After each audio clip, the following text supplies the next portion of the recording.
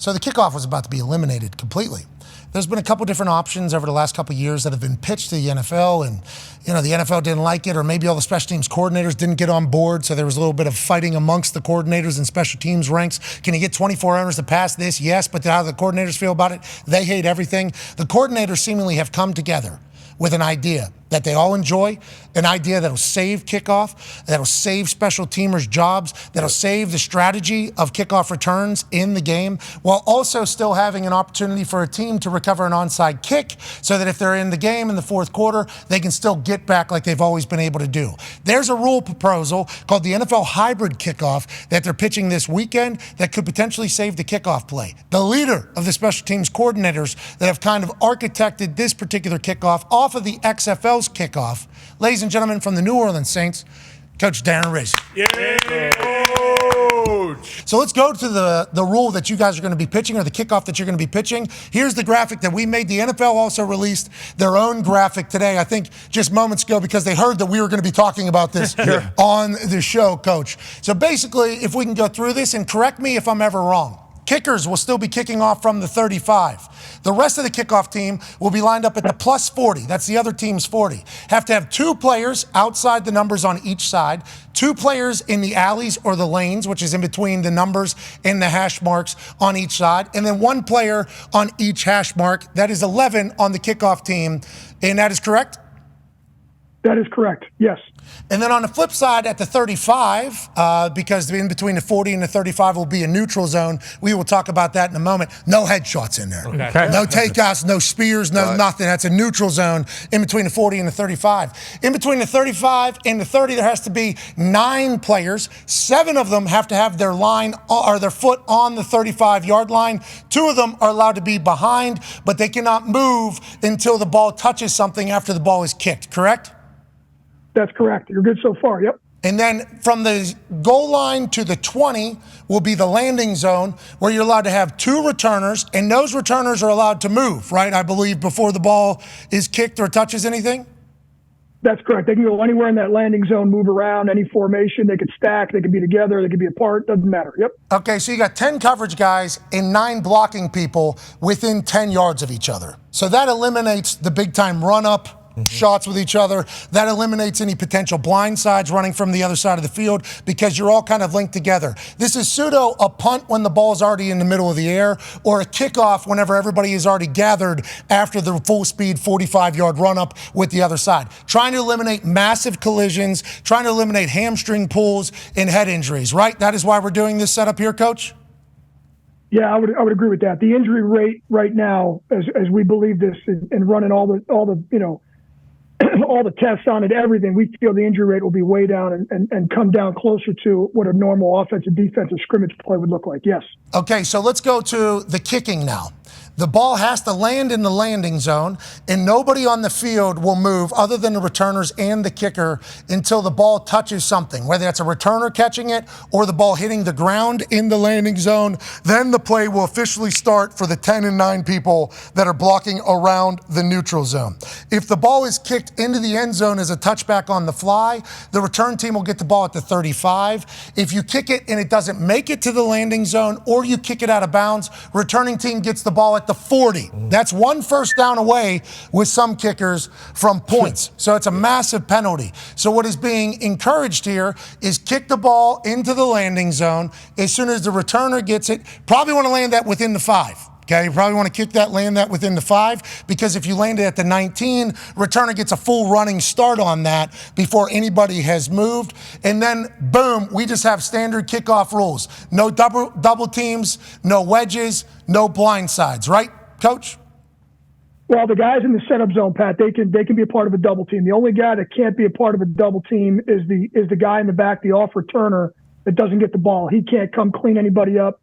He can't be part of any double teams. But the guys in the setup zone, those 9 players, they can, just like currently, they can be part of the double team. Okay, going to have to be quick to set that up. I mean, that is going to be difficult with everybody being right on top of you already. This is a take off the XFL. I believe there's a couple things that are different. Speaking of different, onside kick rules. Well, those only can happen in the fourth quarter for the team that is down, and they have to deem that they're doing an onside kick in which the setup will go back to what it currently is, and you have to kick an onside kick in that particular rep. Only in the fourth quarter, losing team beforehand have to say we're doing an onside kick. Proper? Is that right?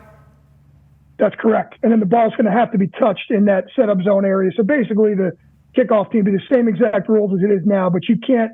What you couldn't do is you couldn't declare an onside kick and then kick the ball deep. That'll be an unsportsmanlike. So that ball's got to be touched in that 25-yard area, which is where all the onside kicks are touched right now anyway. So really no change, no big difference to that part. Okay, because I had that question because I have a couple onside kicks that I have kicked. Like here's one against Tennessee Titans where I hit it a little fat so it goes a little deeper, but that ball is recovered 25 yards down the field there at the 40, you know? So in my head, at the beginning of the fourth quarter, we're going to deem that we're going to do an onside kick, but we need a 20-yard, 25-yard onside kick here as opposed to one that we're trying to get it to 10, 11 yards. I was immediately trying to game this. I was immediately like, all right, if these are the rules, I'm going to try to game this thing as much as possible. You already thought about that because all you assholes were doing the same thing. Yes, that is what happened. Yeah, no question. What we don't want is a team that's, trailing. Want to give them the opportunity, obviously, to recover the onside kick. But at the same time, we don't want a team to declare an onside kick and then kick the ball deep. So that would be an unsportsmanlike. So you have a 25-yard area to work with. That ball's got to be touched in that area, which we think is extreme, which is fair. Biggest win for kicking team is ball lands in landing zone, then becomes a touchback because then the ball comes out to the 20, which is what an old touchback used to be. That is what would be the perfect outcome for the kicking team. That is what they would be looking for, yes? I think two aspects for the kicking team. Yeah, one, the both you've mentioned. One, hang the ball, get that ball down as close to the goal line as you can without going in the end zone, and then go cover. And then second one is you can get the ball on the ground and it rolls into the end zone like you mentioned.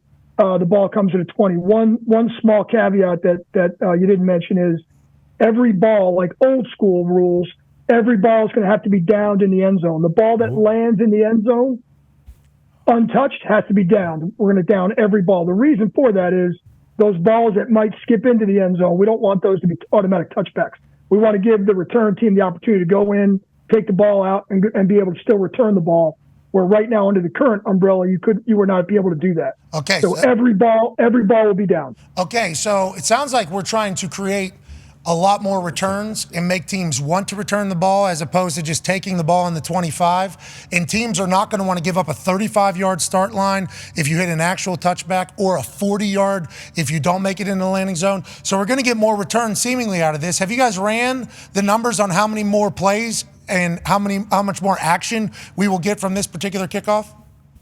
Yeah, the feeling, Pat, is that there'll probably be about an 80 to 85% return rate under the current proposal. So if you take the 1,970 touchbacks plus the fair catches, there were 92 fair catches last year, so now we're over 2,000 plays. So if we can get an 80% return rate, 85% return rate, we're talking about we're going to add another 1,600 plays to the NFL season, which is great for players, coaches, fans, great for everybody. Yeah, and also all kickoffs are potential house calls. So it's not just like a throwaway play. All you need is, and you're trying to coach this out of people, but all you need is one of these, and then all of a sudden, instead of this, and then we got house calls happening. So the game's getting better from this. The only thing that sucks is you guys are taking fun out of the game. They're taking surprise onside kicks out of the game. No, you're trying to kill the game, coach. You're taking surprise onside kicks. I made a living off of these.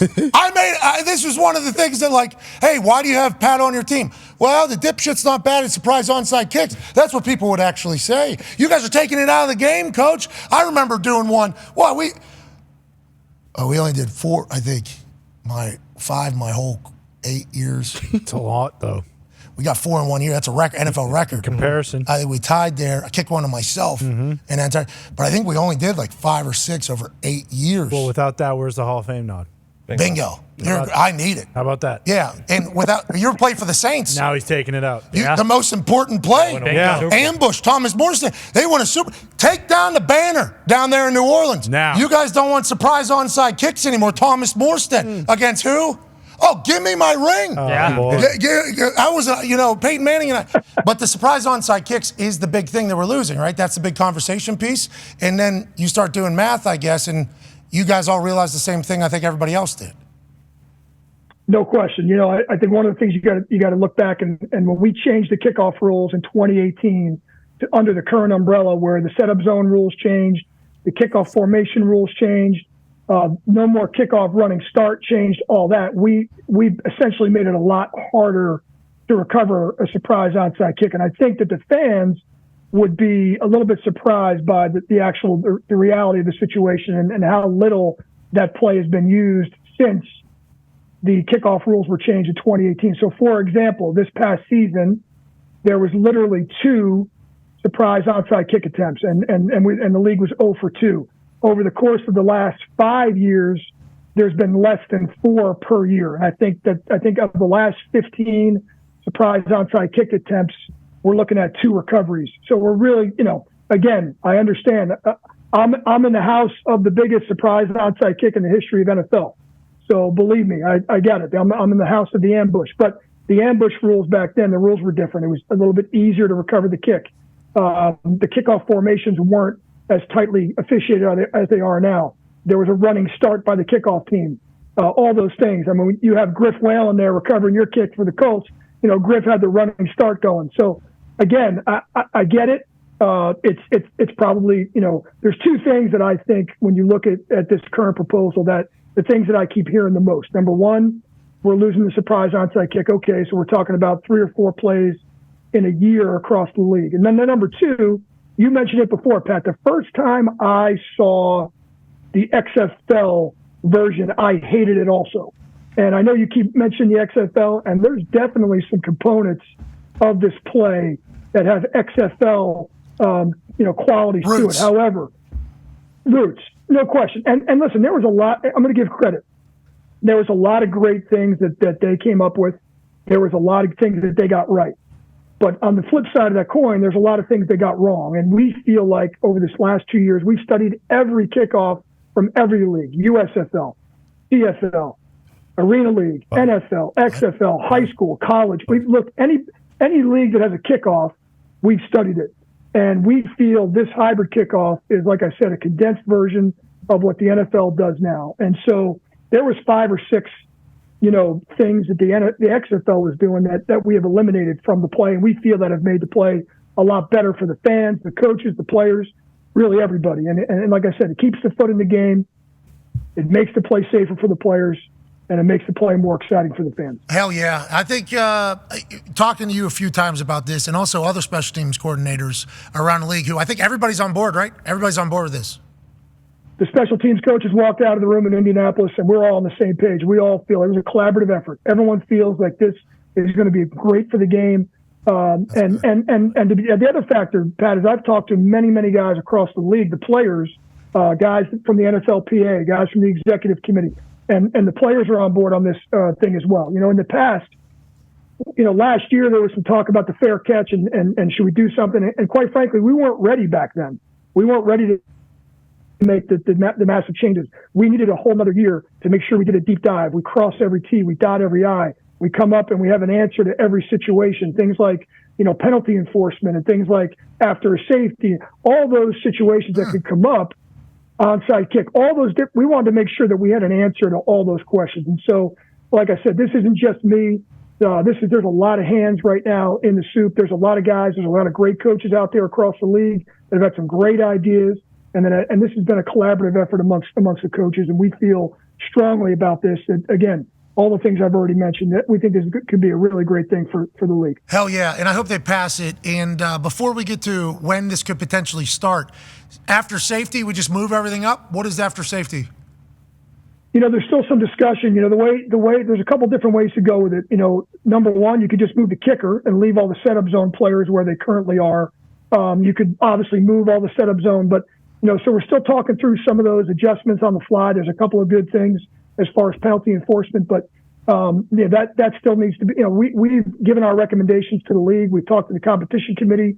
We talked to the NFL, and we've given our recommendations. But so there's a couple different ways you can go. For simplicity's sake, any carryover penalties, it's probably the best initially just to move the kicker. But again, those things are still in the talks. And we want to make sure that. Yeah, it's getting voted on this weekend. Is that what you've heard? Is that what we're at the next league? And then is this potentially in next year? Is that what is being chatted about?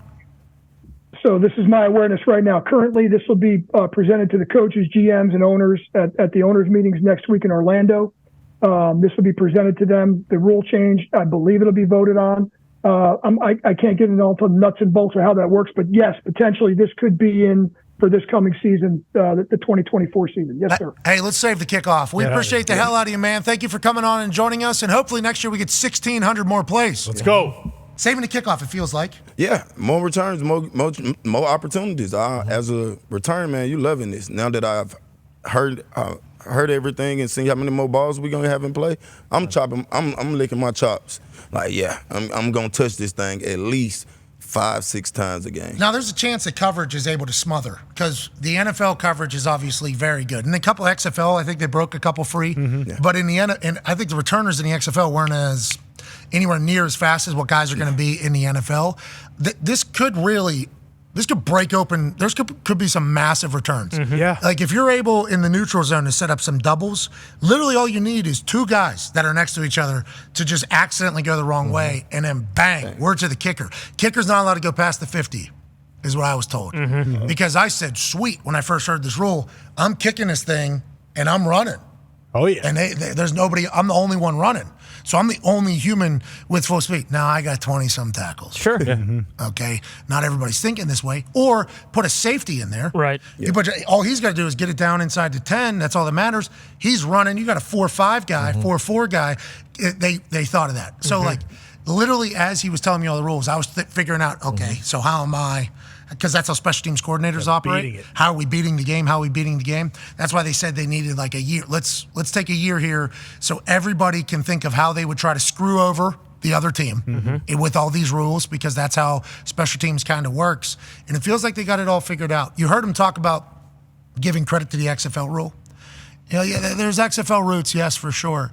A lot of the NFL guys, because the XFL was taking like, a victory lap because they created this XFL kickoff when XFL was happening. Sure. And all NFL coordinators are like, this is just a kickoff practice. Yeah. This is a kickoff practice. That's all. You're just doing a kickoff practice rep here. When we're trying to save people's legs, we move them down the field. This is literally just a drill. Friday practice. Yeah, this is a Friday. Yeah, this is a kickoff drill that you guys have put in there, which is why my immediate reaction is like, this is not a kick. This is to save guys' legs. This is not a real deal. But then you start hearing like, hey, we're in dire needs. Like, we're not at the time of like, well, I don't like that. Do you have a better idea? Because we need it. Because the way the stats are coming out, whenever plays are actually happening, the amount of, I think, muscles and heads they're saying, it's like, we need to figure this out. They seemingly have threaded the needle. Congrats to them. And you will never hear one rule that every special teams coordinator agrees on. Yeah. Never. You'll never hear one. Even like lining up on sides. There will be some special teams coordinator that's like, I think that's kind of bullshit. We should be able to have a guy that's able to do this. So for them to all be on board, this is the first time the NFL's ever had that. NFLPA's on board. Feels like this is one that's going to be an easy pass at the owner meeting this weekend. And I feel like the cool part is, to your point about like setting up the returns, like this is an advantage for special teams coaches that can figure out how to set up a good return. Like we always talk about, great OCs and great DCs. There's never a conversation about like great special teams coordinators, and this feels like a perfect example. Harbaugh, right? Yeah. Joe Judge. Yeah, sure. So, head coaches. Yeah, but that's the only time they ever get Tobe, Bones. Yeah, Bones. Danny Smith. Tom McMahon. Rich Bisaccia. Rich Bisaccia. Like, there are some guys, but you're right. It'll be on display. Never like coordinating. There's no Kellen Moore of special teams coordinating that's never been a head coach that everyone knows who he is. Yeah, like Bubba. Bubba's going to do well with this. Like the creative, good coaches. Darren. Because it's a lot of space in there. If you think about it, that's a lot of space. I wonder what happened if someone jump outside. Would they take You just go back 5. Yeah, but or do you want it the other way? Like if you're the return team, do you want that kicker closer? Because then he might kick it into the end zone and you get at the 40. Yeah, but That's a good question. I wonder if they're not moving the neutral zone Exactly. Do you move the neutral zone back 5. Up or back. But because if you move it up, It's and then harder it's for- 25 yards for the kicker into the end zone. Or are you saying that the 5-yard line is now the end zone? No, I'm talking about moving not the landing zone, He's talking about where the line's the playing neutral right zone. Right. Oh, So yeah, it's yeah. from My question 35. is, do you move 35 the to 40? kicker, though? Like, if say if they get a flag for offsides, do the kicker come up 5, or do we go back 5, or do we move the whole line back 5? Yeah, does or- everything move See, I'm 5? thinking everything should move. But then that gives the kicker 25 yards. Kind of instead what he 20. talked about. No, not the landings. Landing zone still stays. I think, Which is easier for the kicker, though, right? Because there's more room because you're kicking it further. no, I'm saying landing zone stays 0 to 20. Then. Yes. But because the kicker's going back 5 yards, doesn't that give him more room to kind of put more under it? No, there's some. That won't get Especially there. like December in some of these plays.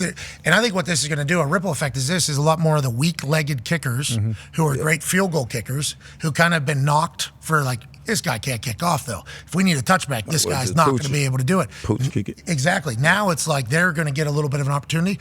But could you imagine December, January, we got one of those super windy games? Yeah, exactly.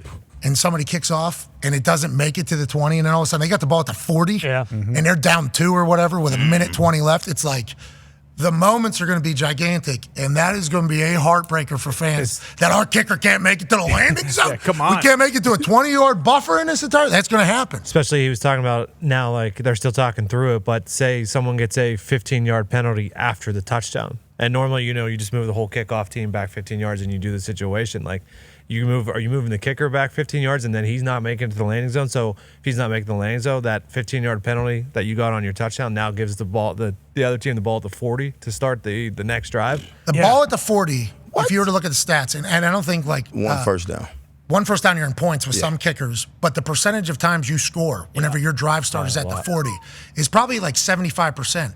The percentage of drives, percentage of scoring drives that start in like your own 10 is like 5%, 6%. So like that's why like kickers, punters, and special teamers, field position is what you're being paid Field for. position. Because in the long game, That bad. how many first downs do they have to get before they punt? If you're able to flip the field, that's a big deal. If you're able to pin them inside the 20, I think the percentages, and these are just, you get it. It's like 15, 20. It's a very High. It's a very different ball game whenever you're starting at the 40, your own 40, versus whenever you're backed up in the 20. So it's like, there's a lot of setups here.